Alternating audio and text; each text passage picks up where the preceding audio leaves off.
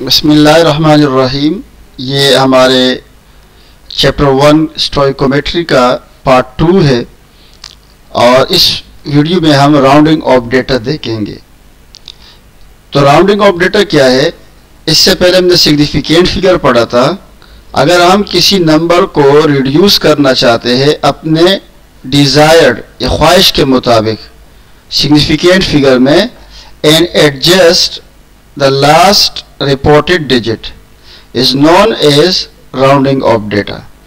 हम क्या करते हैं कि नंबर जब मल्टीप्लाई हो जाए या डिवाइड हो जाए या कोई भी ऑपरेशन हो जाए या वैसे ही नंबर हो और उसको हम चाहते हैं कि सिग्निफिकेंट फिगर में लेके आए, तो हमें राउंडिंग ऑफ डेटा की ज़रूरत पड़ते हैं। तो ये इसकी तारीफ है, पेपर में तारीफ पूछ दे तो यहाँ तक लिखना है। Generally number are rounded to the nearest 10, या तो उसको नियरेस्ट 10 में या 100 में या 1000 में या मिलियन में, ठीक है, इसमें हम कन्वर्ट करते हैं। ये आपको इंफॉर्मेशन दिया हुआ है, ये डिफिनीशन नहीं है ये वाली, ठीक है। जनरली के बाद इसके लिए 3 रूल्स है। If the digit to be drop is greater than 5, अगर 5 से बड़ा नंबर है और वो हमें छोड़ना हो, then we add to the digit to be retained. देखिए एग्जाम्पल को देखे, ये मेरे पास से 4 सिग्निफिकेंट फिगर वाला है, इसको मैं चाहता हूं कि 2 सिग्निफिकेंट में ले आऊं, तो मैं क्या करूंगा, तीसरे नंबर के बाद 4 नंबर है, 3 में लाना चाहता हूं, तो चौथे नंबर को देखना है। चौथा नंबर मेरे पास 7 है, तो 7 जो है 8 में 7 क्योंकि 5 से बड़ा है तो 8 में 1 प्लस करेंगे तो ये हमारे पास बनेगा 9, ठीक है। तो ये 3 सिग्निफिकेंट में लेके आ गए 4 से। इसके बरक्स अगर नंबर 5 से छोटा है तो हम नंबर सिंपली ड्रॉप कर देंगे और कोई नंबर ऐड नहीं करेंगे। मिसाल के तौर पर ये 4 डिजिट सिग्निफिकेंट वाला है, इसको मैं 2 में लाना चाहता हूँ, ठीक है। इस एग्जाम्पल में देखें तो 2 में लाने के लिए तीसरे डिजिट को देखना पड़ेगा। तीसरा डिजिट क्या है? 4 5 से छोटा है, तो ये दोनों नंबर हम बाद वाले 4 और इसके बाद वाले छोड़ देंगे और 5.3 करके हम 2 सिग्निफिकेंट में लेके आ गए।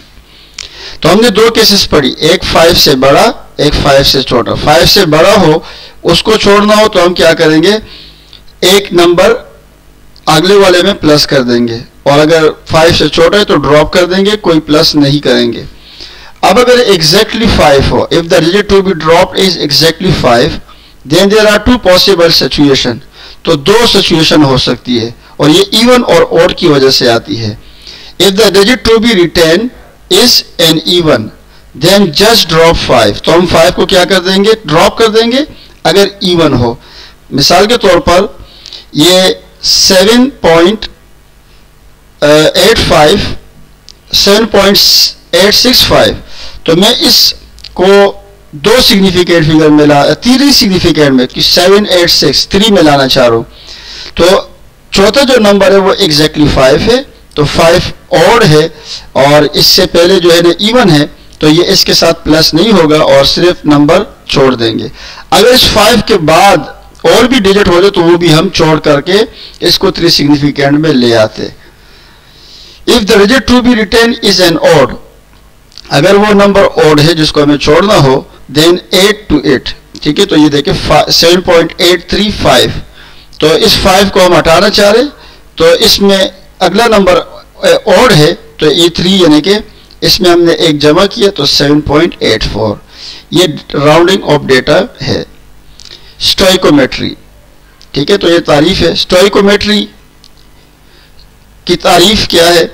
The branch of chemistry which deals with the relationship between amount of reactants and products in a balance chemical equation is called stoichiometry. यहाँ पे हमें कुछ टर्म्स समझने चाहिए।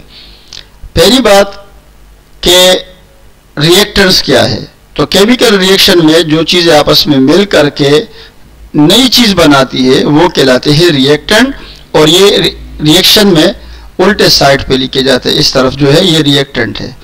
प्रोडक्ट इस साइड पे लिखे जाते हैं और ये रिएक्टेंट से बनते हैं। तीसरी बात हमें समझना है कि बैलेंस केमिकल इक्वेशन, यहाँ पे Ca की तादाद उल्टे हाथ पे और सीधे हाथ पे दोनों में 1 1 है, ऑक्सीजन उल्टे हाथ पे 3 है और सीधे हाथ में ऑक्सीजन, ये देखे यानी कि एरो के दूसरी तरफ O2 एक ये है, तो ये 3 मिल जाते हैं और कार्बन यहाँ पे भी एक है, यहाँ पे भी। तो अगर दोनों तरफ एटमों की तादाद बराबर हो तो इसको कहते हैं केमिकल इक्वेशन बैलेंस है। तो इस तरीके से इससे कितना चीज ये हासिल होगा, तो इसको हम देखते हैं स्टोइकोमेट्री में। इसके 3 रिलेशनशिप्स होते हैं। ये एग्जाम्पल दिया हुआ है, इस ऊपर वाले एग्जाम्पल में CaCO3 टूट करके CaO और CO2 बनाते हैं। तो यहाँ पे 1 मोल, यहाँ पे Ca 1 मोल और CO2 1 mole. From above equation 1 mole of CaCO3 produce 1 mole of CaO and 1 mole of CO2। ठीक है, तो ये हमें समझना है कि मोल किसमें से कैसे हमें पता चले कि 1 मोल है। तो यहाँ साइड पे कोई नंबर नहीं है, देखिए यहाँ पे CO2 के इस तरफ अगर कोई नंबर होगा तो हम कहेंगे इसके मोल इतने हैं, तो यहाँ कुछ नहीं तो 1 होगा। इस एग्जाम्पल में देखिए CaCO3 के साथ साइड पे नंबर नहीं है तो 1 मोल, HCl के साथ 2 लिखा हुआ है तो ये 2 मोल, CaCl2 1 मोल, H2O 1 मोल, CO2 1 मोल। तो इस एग्जाम्पल में CaCO3 1 मोल रिएक्ट करके 2 HCl के साथ यानी 2 मोल ऑफ HCl और 1 mole of CaCl2, 1 mole of H2O और 1 मोल ऑफ CO2 बना रहा है। ये सारी बात इसमें लिखी हुई है, आप पढ़ ले इसको। इसमें बेसिक एजम्पशन जो है ना हमने 2 रखी है। Reactants are completely converted into product. जो रिएक्टेंट है यानी कि उल्टे हाथ से जो रिएक्टेंट हम लिखते हैं वो तमाम के तमाम प्रोडक्ट में कंप्लीटली कन्वर्ट होना जरूरी है। नो साइड रिएक्शन अकर, और साइड रिएक्शन नहीं होना चाहिए, यानी कि रिवर्सिबल रिएक्शन नहीं होना चाहिए, इरिवर्सिबल होते हैं ये। बेसिस फॉर स्टोइकोमेट्री, इसके लिए 2 लॉज है। ये अब सिलेबस में ये नहीं है बात, लेकिन फिर भी आपको समझना चाहिए। Law of conservation of mass और लॉ ऑफ कांस्टेंट कंपोजिशन। ठीक है, और इसके रिलेशन, ये 3 रिलेशनशिप्स आपको समझना जरूरी है। Mass mass relationship, mass volume relationship, volume volume relationship. Mass mass relationship का क्या मतलब है? अगर हमें रिएक्टेंट का मास दिया जाए तो हम प्रोडक्ट का मास मालूम कर सकते हैं, और अगर प्रोडक्ट का मास दिया जाए तो हम रिएक्टेंट का मास मालूम कर सकते हैं। इसको कहते हैं मास मास रिलेशनशिप। इसी तरीके से मास वॉल्यूम में क्या होता है? अगर मास दिया जाए तो वॉल्यूम, वॉल्यूम दिया जाए तो मास मालूम कर सकते हैं। वॉल्यूम वॉल्यूम में अगर रिएक्टेंट का मास दिया जाए तो प्रोडक्ट का मास मालूम कर सकते हैं, प्रोडक्ट का दिया जाए तो रिएक्टेंट का मास मालूम कर सकते हैं। तारीफ ये है, in this type of relationship, if the mass of reactant is given in the balanced chemical equation, then the mass of product can be calculated. On the other hand, if the mass of product is given, then the mass of reactant can be calculated. यहाँ एक example सिर्फ show करने के लिए यहाँ डाला हुआ है, इसकी इंशाल्लाह हम पूरे न्यूमेरिकल करेंगे।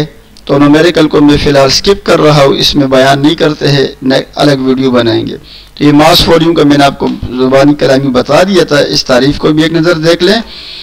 यहाँ पे एक बहुत अहम बात नोट करनी है कि STP पे 1 मोल 22.4 dm³ वॉल्यूम के बराबर है। हमने ऊपर अभी साइड पे नंबर देखा था, तो वो अगर 1 मोल है तो 22.4 dm³ वॉल्यूम रखेगा, अगर 2 है तो 2 से मल्टीप्लाई कर देंगे। ठीक है, तो ये वॉल्यूम वॉल्यूम रिलेशनशिप है। इसके बाद इंशाल्लाह गे-लुसिक और बाकी जो टॉपिक्स है वो नेक्स्ट वीडियो में डिस्कस करेंगे। Thanks for watching.